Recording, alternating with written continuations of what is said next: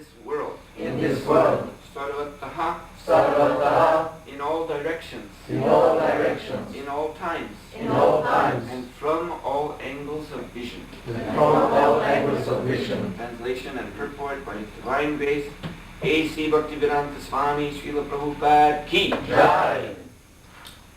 My dear sons of demons, the Supreme Personality of Godhead, Narayana, is the original Supersoul, the Father of all living entities. Consequently, there are no impediments to pleasing Him or to worshipping Him under any conditions, whether one be a child or an old man. The relationship between the living entities and the Supreme Personality of Godhead is always a fact, and therefore there is no difficulty in pleasing the Lord. Report. One may ask, one is certainly very attached to family life, but if one gives up family life to be attached to the service of the Lord, one must undergo the same endeavor and trouble. Therefore, what is the benefit of taking the trouble to engage in the service of the Lord? This is not a valid objection. The Lord asserts in Bhagavad Gita 14:4, Sarva yonishu kaunteya murtayaha sambhavanti ya tasam brahma mahadyonir aham bija pradapita. It should be understood that all species of life, O son of Kunti, are made possible by birth in this material nature, and that I am the seed-giving Father. The Supreme Lord Narayan is the seed-giving Father of all living entities because the living entities are parts and parcels of the Supreme Lord. Mamaivam sajiva bhuta. As there is no difficulty in establishing the intimate relationship between a father and son, there is no difficulty in re-establishing the natural, intimate relationship between Narayan and the living entities. Svalpa apyasya paramasya trayate mahatopaya. If one performs even very slight devotional service, Narayan is always ready to save one from the greatest danger. The definite example is Ajamil. Ajamil separated himself from the Supreme Personality of Godhead by performing many sinful activities, and was condemned by Yamaraj to be very severely punished. But because at the time of death he chanted the name of Narayan, although he was calling not for the Supreme Lord Narayan, but for his son, named Narayan, he was saved from the hands of Yamaraj. Therefore, pleasing Narayan does not require as much endeavor as pleasing one's family, community, and nation. We have seen important political leaders killed for a slight discrepancy in their behavior. Therefore, pleasing one's society, family, community, and nation is extremely difficult. Pleasing Narayan, however, is not at all difficult. It is very easy. One's duty is to revive one's relationship with Narayan. A slight endeavor in this direction will make the attempt successful, whereas one will never be successful in pleasing his so-called family, society, and nation, even if one endeavors to sacrifice his life. The simple endeavor involved in the devotional service of Shravanam, Kirtanam, Vishnu, hearing and chanting the holy name of the Lord, can make one successful in pleasing the Supreme Personality of God. Sri Krishna Chaitanya Mahaprabhu has therefore bestowed his blessings by saying, Param Vijayate Sri Krishna Sankirtana. All glories to Sri Krishna Sankirtan. If one wants to derive the actual benefit from this human form, he must take to the chanting of the holy name of the Lord. Again, the verse reads, Nahi achutam priniyato vahvasayo suratmaja atma vad sarvabhutanam siddhatvad iha sarvataha. My dear sons of demons, the Supreme Personality of Godhead Narayan is the original Supersoul, the Father of all living entities. Consequently, there are no impediments to pleasing Him or worshipping Him under any conditions, whether one be a child or an old man. The relationship between the living entities and the Supreme Personality of Godhead is always a fact, And therefore there is no difficulty in pleasing the Lord. Mukham karoti vachalam, pangam langayate garima kripataram vande Shri Guru Vinataram.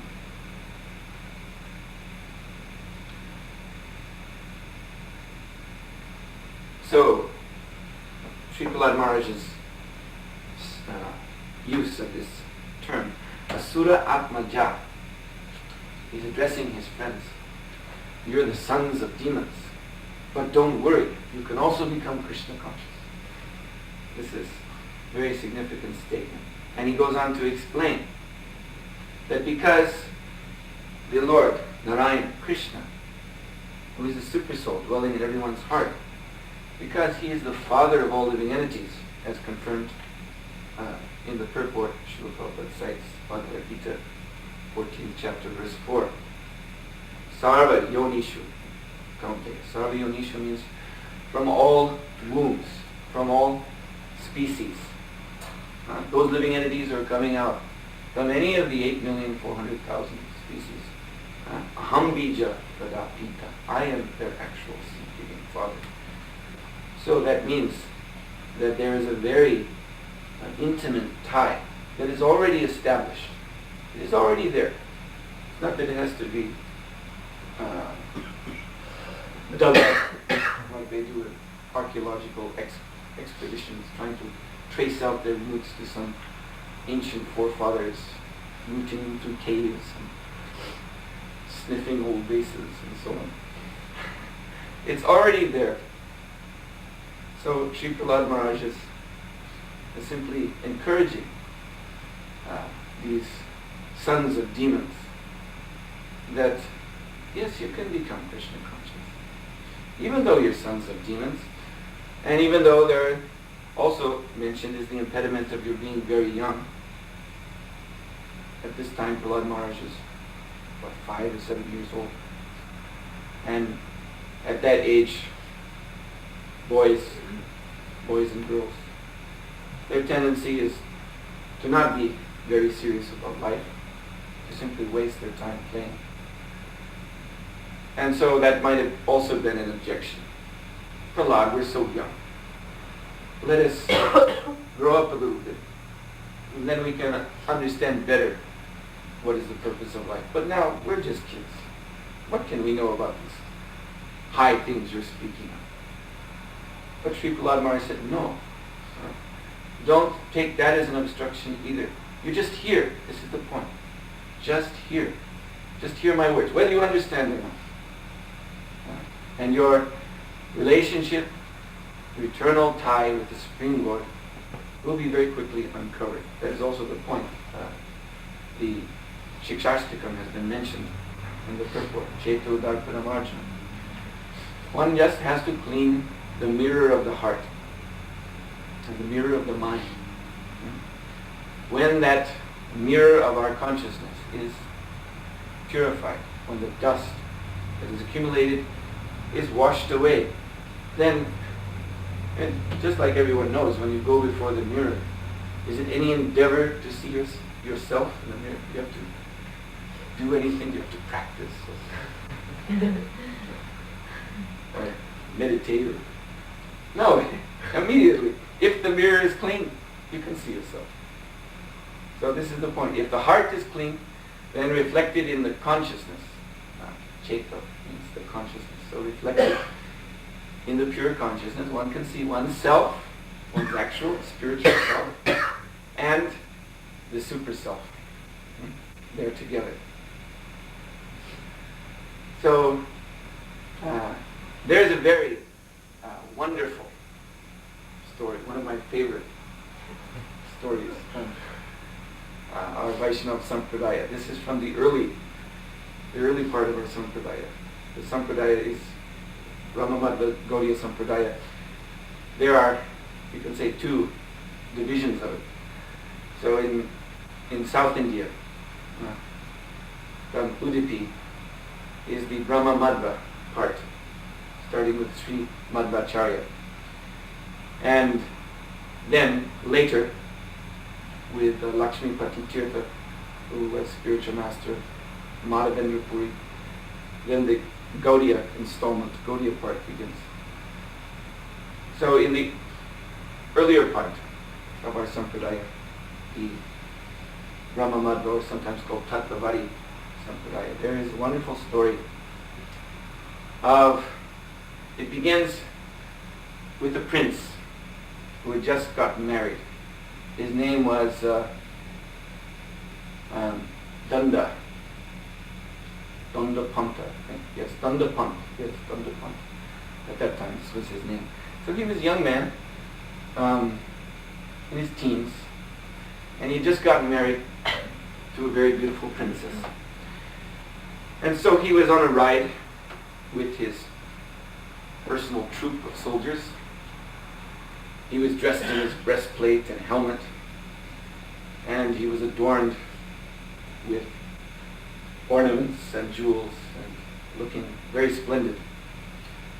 And all around him were his fierce compatriots, armed to the teeth. And they were riding through the province, because the father was the king, he was the prince, so they're just riding in the heat of the day through their father's kingdom, his father's kingdom. And because it was so very hot, they approached one river to take a drink.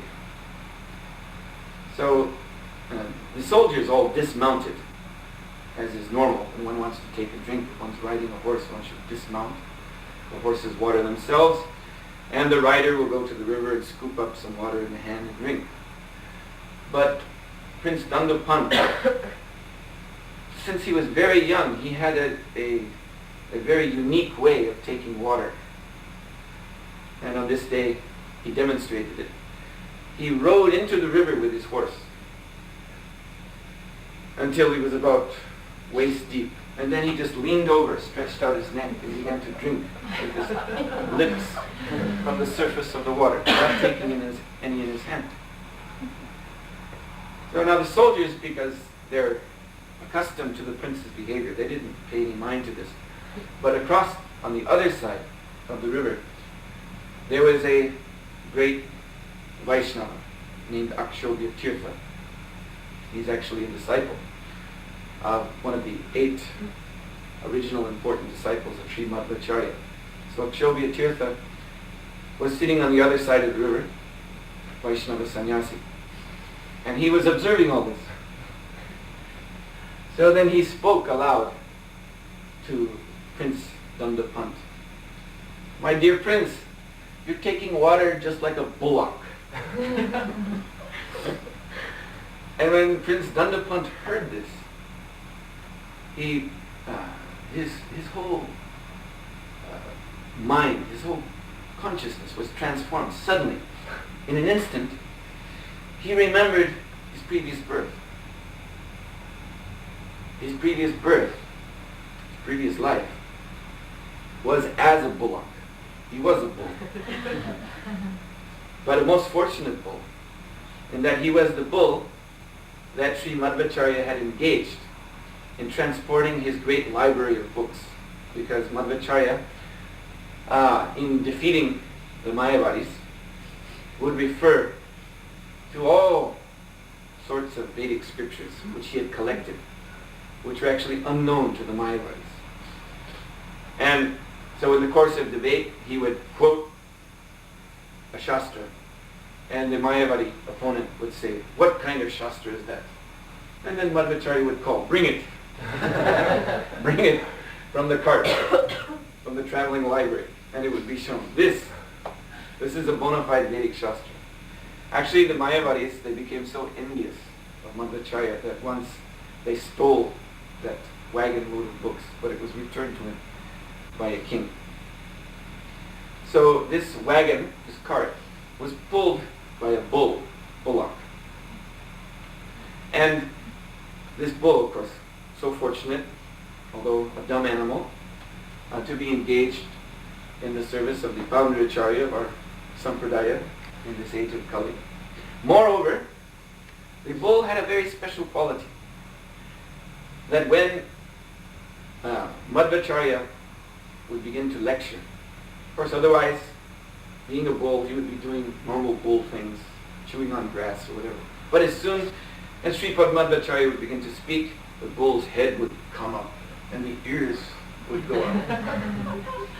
The bull would listen very contentedly to the whole lecture.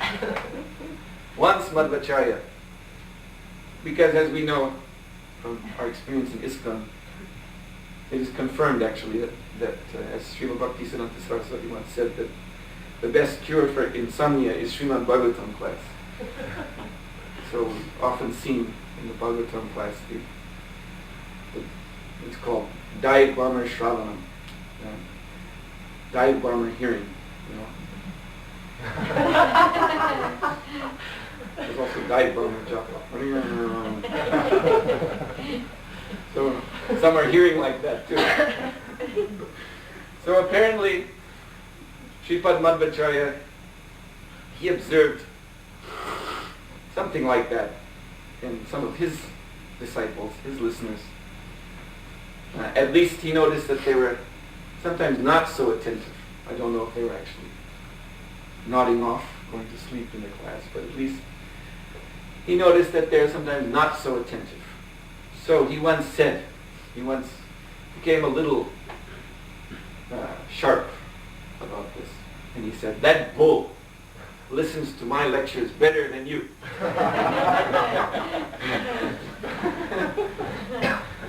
And even some of because his disciples were all Brahmins, from caste Brahmana families, so some of them were a little arrogant. And they thought, what is this? This bull is being praised as being a better disciple than me. So, in their arrogance, some of these Brahmin disciples, they actually cursed the bull. May this bull die.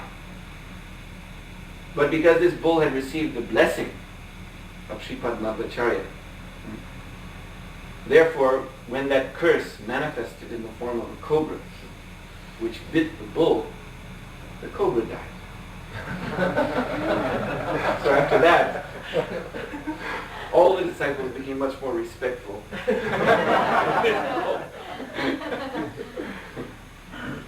So then later, some years later, that bull died of natural causes and took birth again as Prince Dandapant. And so the prince grew up as boys in Kshatriya families do. They have a certain dharma they must follow, which requires them to accept, they're required to, when they reach teen years, before age 16, they must be married. And of course, because they're of royal lineage, very aristocratic, then the young men, they marry very beautiful. The Kshatriya ladies are extremely beautiful. And because they're wealthy, then there's full facility for enjoying household life, great pomp and splendor. And that the Kshatriya must accept. There's no question of a young Kshatriya saying, no, I'm not interested, I want to be brahmachari. For Kshatriyas, they can be brahmachari up till age 16, then they must be married. Then later in life, they can take vanaprastha after they have a son, and the son is old enough to inherit the kingdom. Then they can take vanaprastha and retire to the forest. So this was the fate of Prince Dandapant. He had just gotten married. But when he heard these words, and this is amazing, that all he heard from the lotus lips of Sri Akshoda Tirtha was this sort of jocular remark that, my dear prince, you drink water like a bullock. And this awoke him to Krishna consciousness. He remembered his past life as a bullock. And moreover, he remembered those lectures that he had heard as a bullock. Madhvacharya lecturing on Krishna consciousness, the complete tattva of truth of the Vedic scriptures. It all manifested within him. And he understood that I am so fortunate now, by my past association with Madhvacharya, by his blessing, that I have gotten not only this human birth, just like in that song by Govinda Das, Dulabha Manava Janama. The human birth is very rare. But moreover, satsanga is even more rare. And I have got both in one stroke. The human body, and now the association of a pure disciple of the founder Acharya of this Brahma Madhva Sampradaya. So Prince Dandapant, he immediately crossed the river and he fell at the lotus feet of Sri Akshovatirtha. And he was begging him in all humility, please accept me as your disciple. I cannot leave your lotus feet. I have, by your mercy, by comparing my drinking to that of a bullock, now I understand the full purpose of my life. I must receive the shelter of your lotus feet. Please don't kick me away. So then the soldiers, they came across too, and they were speaking with the prince. Dear prince, you've just got married. You've got to go home. What will your father say? He's the king. But the prince would not leave. He could not be budged in his determination. So the soldiers returned to the palace and informed the father. And the father came out with the whole royal retinue. A big, big troop of soldiers, flags flying. And the father came there. And the father was angry. Now we have that experience also. Angry fathers coming to collect their sons. And Akshovatirtha, because he, as it is said, discretion is the better part of valor. So Akshovatirtha, he indicated to Dandapant, you better go home with your father. Don't make trouble for the Krishna consciousness movement. So Prince Dandapant went home with the father, but the father could see, my boy has been completely transformed. He's no longer himself. He was in a trance, and he was just not responding. He was completely oblivious now to all the opulence and the power that is associated with being in a royal family. He didn't care for it. And the father could see this. So when the prince arrived back home, the father said, now you please take your bath, put on clean clothes. And so while his son was doing that, the father went to his daughter-in-law, the prince's beautiful wife, and said, you're a woman, you know what to do. You've got to bring my boy back down to reality. Get his feet back on the ground. And so she said, yes, my dear father, I'll do that. So the prince had bathed and dressed and was in his quarters, and he was just sitting. He was sitting on the couch, and he was simply thinking of Akshovatirtha. We've heard in the purport that the Lord is in the heart.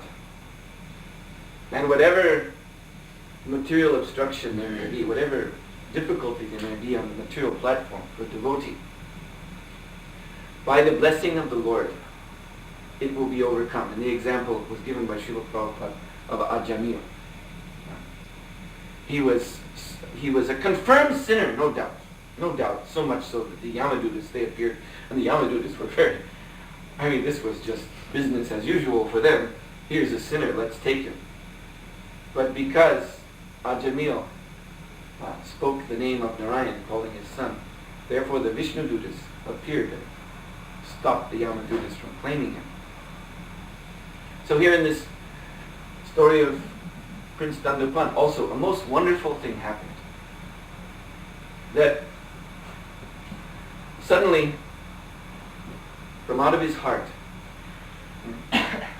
Lord Shesh appeared. Because Super Soul means Vishnu and also Ananta Shesh. Ananta Shesh is the self-same, all-pervading Super Soul. So Lord Ananta, he manifested himself.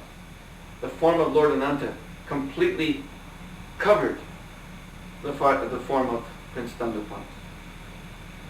this young girl was coming, approaching her husband. Suddenly she looked and there was a huge snake sitting on the divan. And the snake its heads were moving back and forth very mystically, as Anantashesa's heads do. And the girl seeing this, she could, first of all, because she was pious, she could understand that this is a divine manifestation. So she immediately offered her obeisances. And then she looked up again and she just saw this huge, tremendous snake, tremendous serpent. And heads bedecked with jewels, and the eyes were gazing at her, glittering. And then seeing this, she became overwhelmed. And she ran out screaming and fainted.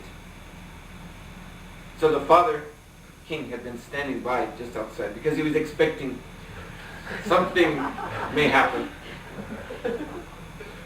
And when he saw his new young daughter-in-law run out and faint, then he looked in. And just as he looked in, he could see the form of Anantashesh fading away. And the form of his son again becoming visible. And then he understood. There's no hope. If Anantashesh himself is coming to protect my son from illusion, what can I do? So he permitted his son to go back to Sri Akshobhya Tirtha. And so this Prince Dandapant became Akshobhya Tirtha's disciple and studied under him and took sannyas. And when he received sannyas, he received the name of Sri Jayatirtha, who was one of the great acharyas in our sampradaya. So this is one of my personal favorite Vaishnava Leelas. And it seems to so nicely illustrate the point being made in this verse in purport by Sri Prahlad Maharaj and Srila Prabhupada. Hare Krishna. So are there any questions? No? Going, gone. Srila Prabhupada ki jai.